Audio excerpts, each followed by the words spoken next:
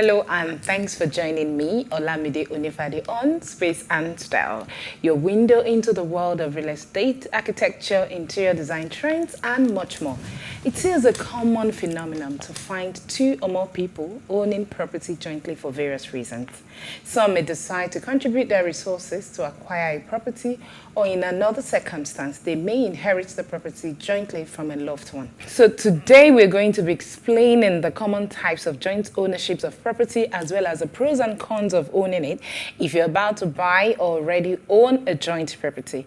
On the other segments of the show, an interior decorator will be sharing valuable design tips to inspire our DIY decor skills. And lastly, on the artisan spot, we'll be hearing from an artisan who is an authority in the craft.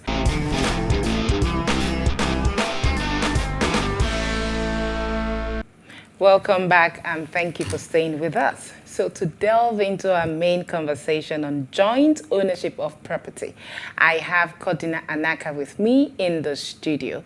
He's a legal practitioner with the firm of Adegoke & Co.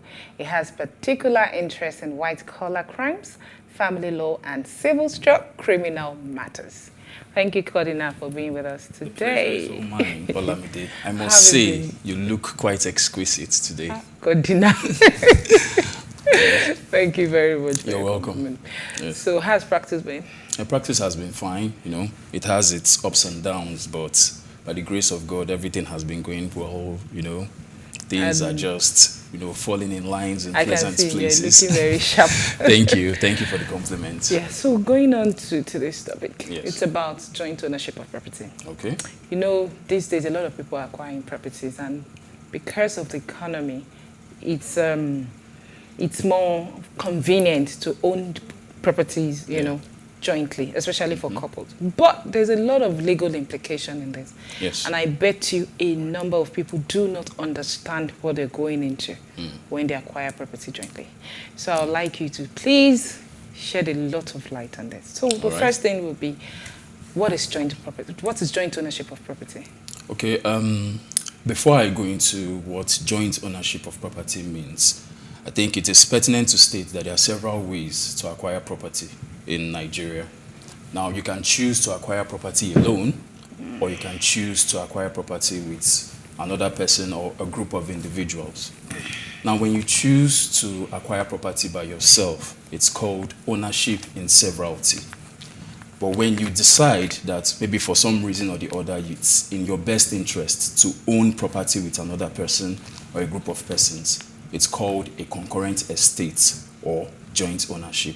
So basically, joint ownership is where two or more people, they could be business partners, it could be a married couple who believe that it's in their best interest to own property collectively, pool funds together in order to acquire a property.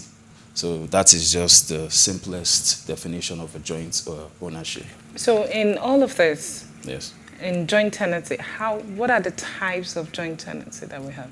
Okay, well, there are several forms of joint ownership, but the most common types are joint tenancy and tenancy in common. Those are the two most common types of joint ownership in Nigeria. So what does that mean? What's joint tenancy? Now, what joint are the differences? Tenancy is almost similar to tenancy in common. However, there are some distinguishing features that are prevalent in the both of them. Now, a joint tenancy is a situation where two individuals have decided to own property together. And one of the distinguishing features of a joint tenancy is the right of survivorship. The right of survivorship is not present in tenancy in common, but I'll address that much later. Now, you may ask what right of survivorship means and what it entails. So basically, the right of survivorship entails that when a partner or a party to the joint tenancy dies, all his rights, his interests, and liabilities in that property is transferred to the other surviving tenants. So under this system, the heir of the deceased cannot lay any claim whatsoever on the property of the deceased. The entire rights transfer. Okay, so what you're saying is, yes, when two people co-own a property together, yes, once the first person dies, yes, the surviving party takes everything, every single thing, without probate. So there is no So automatic automatic devolves on the other transfers party. to the other party. Yes. So, for example, if a couple own a Yes. property together and Yes. say, to speak, I know people won't like this example. Maybe the husband dies first. Why would It you means like? he reverts to the wife. To the wife Absolutely. Exactly. Everything, every single interest in that property is transferred automatically. Whether his will says so or not. Regardless of what Without the will says. probate, without as anything. long as it was agreed that it's a joint tenancy that they both share, then everything automatically transfers to the wife. It doesn't apply to married couples as well. It applies to business partners. You know, your property transfers to the other partner. For example, you could own a property jointly with someone, 50%, 50%. If you die, or not you, if partner A dies, Yes. his 50% transfers Reverts to to partner partner B, B. leaving partner B with 100%. Let's even take it a bit further. 4 people can decide to jointly own a property at the rate of 25% each. If one person dies, his 25% is transferred to the other 3 parties at the rate of 33, 33, 33. That's 33% each. If another person dies, his own 33 just keeps devolving exactly, up until so the 50, winner takes 50, all. exactly. The last person is The now the sole survivor, owner of the yes, person. becomes the sole owner of the property. So what about tenancy in common? Well, tenancy in common, on the other hand, is a bit similar to joint tenancy. However, the right of survivorship is not existent in this kind of relationship. In a tenancy in common, you also do not enjoy the 4 unities that are present in a joint tenancy, which is the unity of time, title, interest, and possession. In a joint tenancy, I forgot to mention that earlier, you enjoy these 4 unities: time, title, interest, and possession. And what this means is that you get the title at the same time, you enjoy the same interests, and, you know, possession is shared equally amongst the other tenants. But in a tenancy in common, the only thing you have in common with the other partners or tenants is just possession. You do not have the same title. It wasn't obtained at the same time. You know, there are different deeds to cover the property in respect of each of the tenants. So a tenancy in common, you know, the only similarity it has with a joint tenancy is that you all enjoy possession. Okay, so what are the benefits of joint tenancy? Well, right of survivorship is one. You know, on the demise of a partner, the property automatically transfers to the other partners without recourse to probate. So, which brings me to the second benefit. You avoid, you know, the cumbersome process of going through probate. You also avoid the cost implication as well. You do not need to engage the services of a legal practitioner to help you with that. It is automatic. On the demise of a partner, all the interest and rights automatically transfers to the other partner, regardless of what may be contained in the deceased wills. So how does Yes. this protect? I would like to apply it to married couples, because a lot of married couples Yes. are buy property together. So Yes. how does that protect them? Or they're already protected, Exactly. but Yes. how do they apply this to real life situations? Because you find out that a lot of widows and all that, they get dispossessed of their inheritance of their husband's property Yes. right immediately after death. And I know for sure that there are some of them that have joint property with their husband and they don't know. So how can they ventilate their rights? Yes. Now, I think what is necessary is to enlighten some of these women. Because if you own property jointly with your husband, upon his demise, nobody has any right to lay claim to that property whatsoever. It's automatic. So that way, your rights are protected. So it's advised for every married couple to practice a joint tenancy system. So that way you are sure that upon your demise, your spouse is well taken care of. So it's not even passed to the children? It's not passed to the children. As long as what you have in respect of that property. You can have other properties that you can bequeath to your children, you can bequeath to whoever you want to, but not a property that is jointly owned with your spouse. So in a joint tenancy, like I said earlier, upon the demise of a partner or a party to that tenancy, automatically it goes to the other party. Okay, so how, when you're buying property, how do you determine that I want to buy it as a joint tenant or we want to buy it as tenant in common? It's simple. You can have an agreement in writing, you can have an agreement or a memorandum of understanding in place wherein all these rights and liabilities are clearly stated out. I've seen instances too where a couple can decide to purchase properties in their respective names or together as a couple.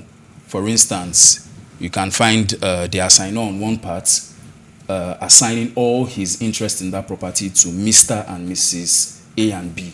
So that way they're buying the property jointly as a married couple. So what if they want it as tenants in common? Then an agreement to that effect should also be stated. And, you know, the features of that tenancy would also determine what kind of tenancy it is. If the property, like, which takes us back to the 4 unities we spoke about earlier. If the property was bought at, or interest was acquired at the same time, it's the same title, it's also the same interest, and possession is shared equally. I mean, it goes to the fact that what you intend to execute is a joint tenancy. But if you share possession with the other partner and the title wasn't gotten at the same time, you have unequal interests. What if you buy it at the same time, but you do not want to be joint tenants, you want to be tenants in common? Then you must have your intention stated, because in the absence of any written agreement to that effect, it will be implied that what you desire is to execute a joint tenancy. Okay, so what you're saying is when 2 or more people come together to buy a property, by default, under the law, it's assumed they are joint tenants. If the property was purchased at the same time, they share the same interests, they have the same rights, and they enjoy the same possession, it can be assumed that it's a joint tenancy, unless contrary evidence is presented to show that no, it was a tenancy in common that was intended by the parties. But in the absence of that, and in the presence of these 4 unities, then it's a joint tenancy. So thank you very much, Kodinma. Yes, you're welcome. We're due for a short break. We'll be back. Stay tuned.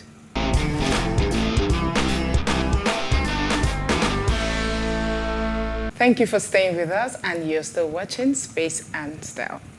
So, Kodinma, we're talking about, before we went for the break, we're talking about joint tenancy. Of course, what about tenancy in common? What would you advise for 2 people that are buying, 2 or more people that are buying properties together? Would you advise to go for joint tenancy or tenancy in common? Well, the advice that I would give to whoever decides to purchase property with another person depends on what purpose that property is being purchased and in what capacity are they purchasing that property. Now, in the case of a married couple, it's no-brainer. I would advise you to go for a joint tenancy, because that way, on the demise of one owner, it transfers automatically without probate to the other owner, that is the wife or the husband, as the case may be. But if business partners desire to purchase properties together, it will be advised to go for the tenancy in common, because in a tenancy in common, there is your heirs can enjoy your rights and interest in that property upon your demise. That is not present in a joint tenancy. Your heirs have no inheritance rights, or they cannot lay any claim to that property. But in a tenancy in common, you can choose to sell your own share or your interest in a property to another party without the consent of the other owners. Okay, so are you saying that when 2 friends come together, or even a couple come together and they buy a property jointly, but under the tenancy in common, and say to speak, they divorce, and the wife wants to sell her own share of the property, so she can share without giving notice to exactly. She doesn't need her husband's consent in that regard. So then what would happen when you now sell to a totally different person? I don't want to own my property with somebody that I totally don't know. Exactly, and now that is a disadvantage of tenancy in common.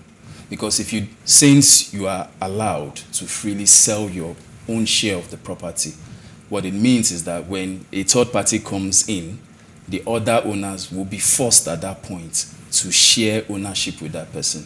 So it's a disadvantage of tenancy in common. And for business partners or even married couples that do not want that, it is very important that they have all of these things contained, aside the deed of assignment that will be executed upon the purchase of the property.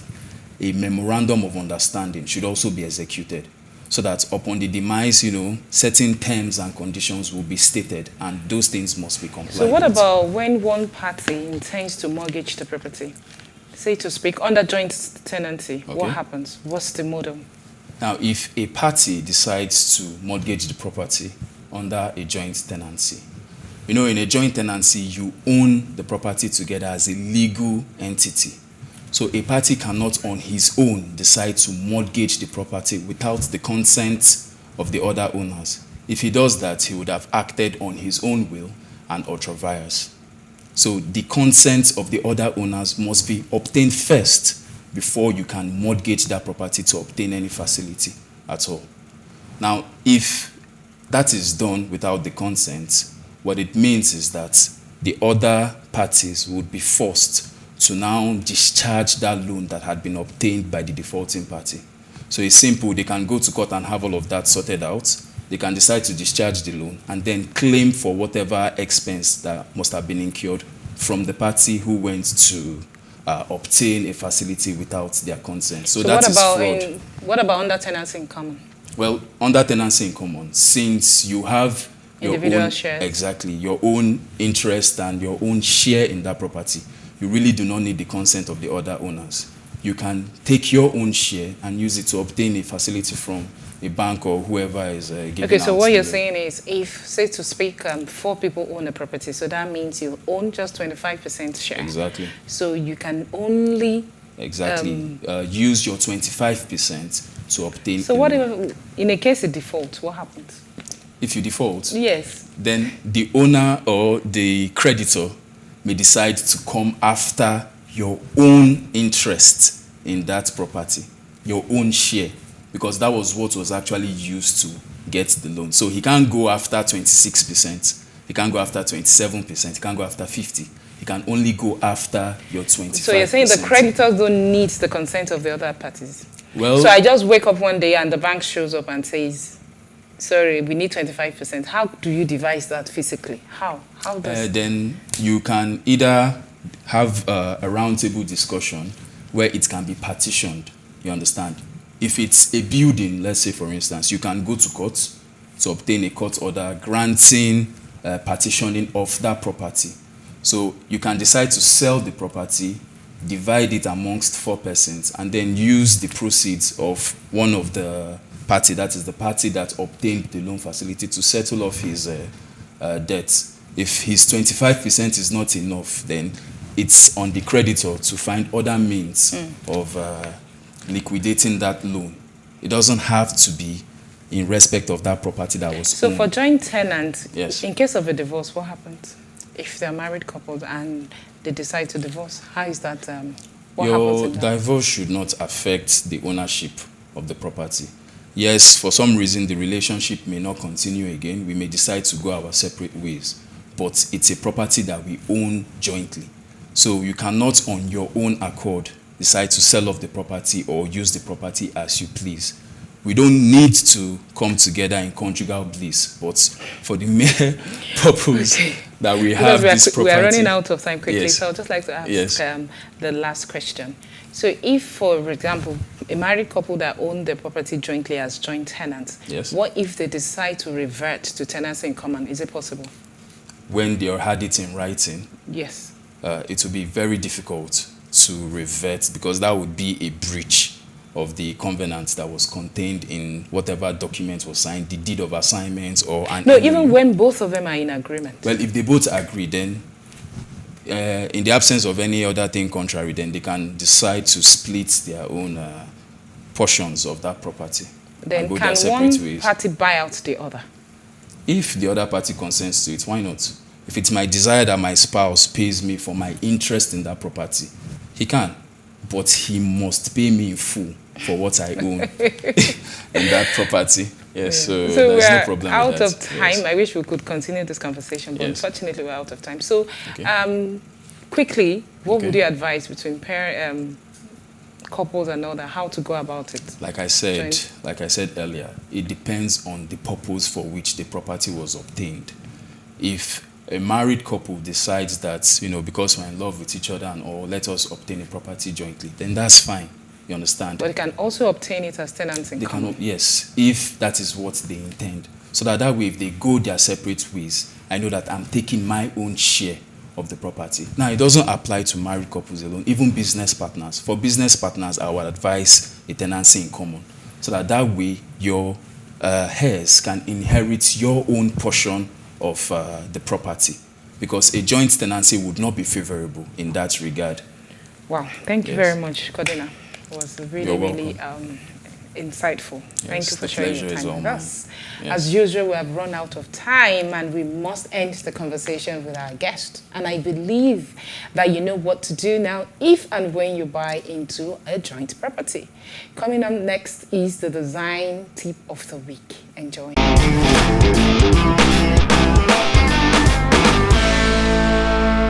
Welcome to the interior design segment where we talk about spaces and decor and how to transform the lovely spaces. And with me today is the delectable and beautiful Edna.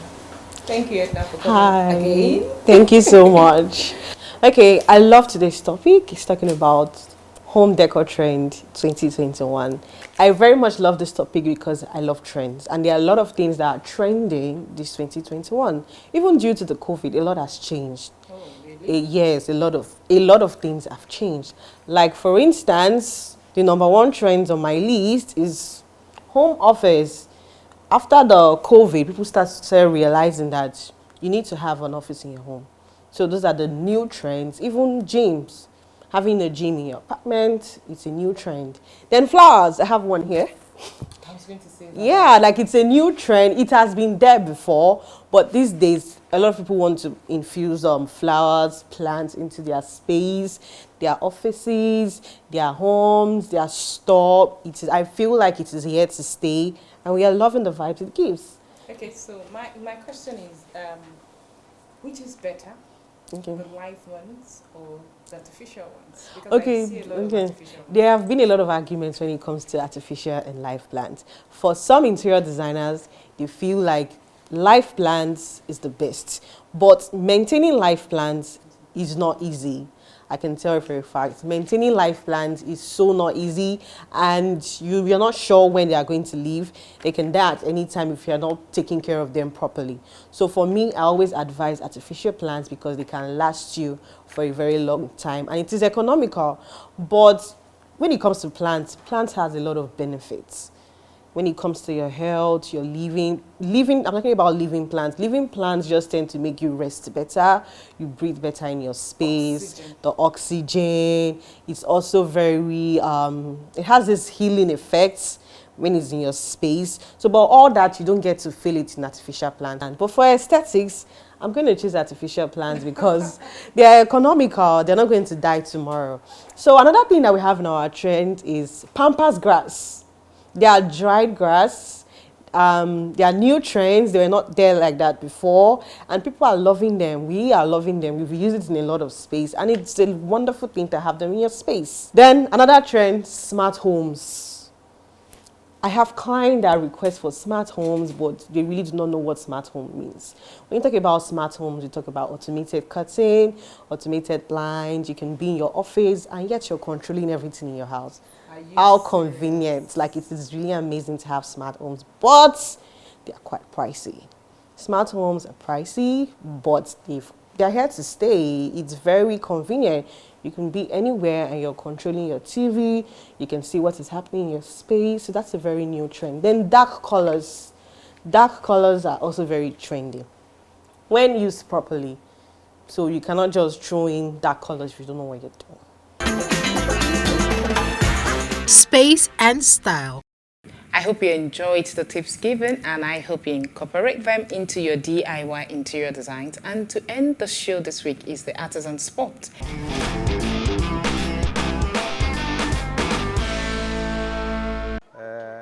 Actually, pé kí nǹkan wá nǹkan ṣe ni pé a fẹ́ báyàn máa tajà náà ni mí náà ń báyàn tajà gẹ́gẹ́ bí ọmọṣẹ́. So láti bẹ̀ mo ti rí pé ọ̀nà tèmi náà lè ṣe léléyìí mo dẹ̀ fojú sí. I spent like 15 years lọ́dọ̀ ọ̀gá tí èmi náà wà kó tó di pé èmi náà dómìnira ti tèmi náà. Actually ẹni tó bá lówó ó lè tà àmọ́ ó gbọ́dọ̀ train nípa ẹ̀, ó gbọ́dọ̀ mọ̀ nípa ẹ̀, torí pé bí situation Nàìjíríà ṣe rí nsìn, tí o bá ní o kówó lórí ọjà kan tó mọ̀ nípa ẹ̀, bóyá kíní ẹ̀ ti fall nínú market nsìn ò mọ̀, tí wọ́n kàn lọ rà, tí wọ́n bá fẹ́ ta tiẹ̀ nsìn wàá tà ní bad price ni, àfi kó mọ̀ nípa ẹ̀. So bó ṣe ń lọ wàá mọ̀ quality wàá mọ̀ quantity, pé tí n bá rà tó báyìí iye báyìí náà lè dí mi lórí ẹ̀. Tó o bá ti mọ̀ nípa ẹ̀ o lè ṣe, àfi kó train nípa ẹ̀. It's all imported. Local wa náà wà but kò tí ì pọ̀ ń ta bí imported. The same thing even tá bá ní ká tún fojú wo nsìn ní local one títí wa gan ó yìí fẹ́ stand ju foreign lọ, but kò ń ṣe nǹkan tí tó wà famous táwọn èèyàn ti mọ̀ lọ́pọ̀lọpọ̀. Àwọn èèyàn ń fi ojú pé local títí wa náà fi ń wò. Tó bá ká wo how long durability rẹ̀ bó ṣe long sí, tiwa gan yìí tún ní àlàáfíà ju ti foreign one lọ. Fún àwọn táǹtà ń sìn àti wádìí lọ́wọ́ àwọn tó ń lò, wọ́n ti sọ fún wa, even ẹlòmíì tó mọ̀ ọ́nù wọn máa ń request ẹ̀ pé nírú eléyìí o nǹkan báyìí ni kò bá mi wá, thickness ẹ̀ ó ju ti foreign lọ, torí ní foreign yẹn àwọn náà máa fún wọn ní measurement nǹkan tí àwọn fẹ́ látọ̀hún yẹn wá, but ti local ti wá ń sìn size tí a ti ń lò láti pẹ́tipẹ́ làwọn yẹn sì ń ṣe, àwọn náà kọ́ lè dídí ẹ̀ kú ń bẹ̀, so quality yẹn sì wà ń bẹ̀, bóyá heavy bóyá yìí strong sí. Challenge tá à ń dorúkọ ló ń bẹ̀ ń sìn ni pé bí situation countries ṣe rí ń sìn, torí pé tí a bá ra ọjà pé à ń tajà yìí ní 10,000 naira for instance ń sìn, ká tó ta ọjà tán ká tó dé ọjà wọ́n lè ní price ti increase, àwa dẹ̀ ti ta ní rate tí táwa rà, so ó máa ń jẹ́ ìṣòro fún wa láti pé nǹkan tá a ti tà ní low price a dẹ̀ dé market a tún bá ní high price. Always ni ọjà ń wọ́n nítorí pé ó dẹ̀ ń fún wa nírọ̀wọ́ ẹ̀sìn ọkàn lórí ẹ̀, tó yẹ pé owó tá a ní lọ́wọ́ gan kò fẹ́ ká agbára iṣẹ́ tá à ń ṣe gangan mọ́ ń sìn.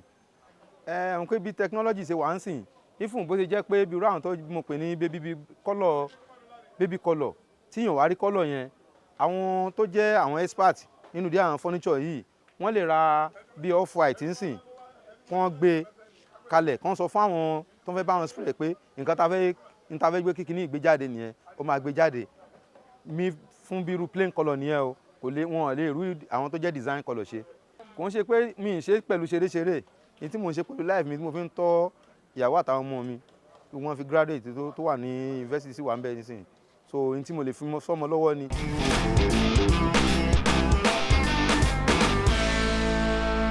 We have come to the end of the show this week, and I am Olamide Onifade. Thank you so much for watching. Until I see you again next week, this is Space and Style.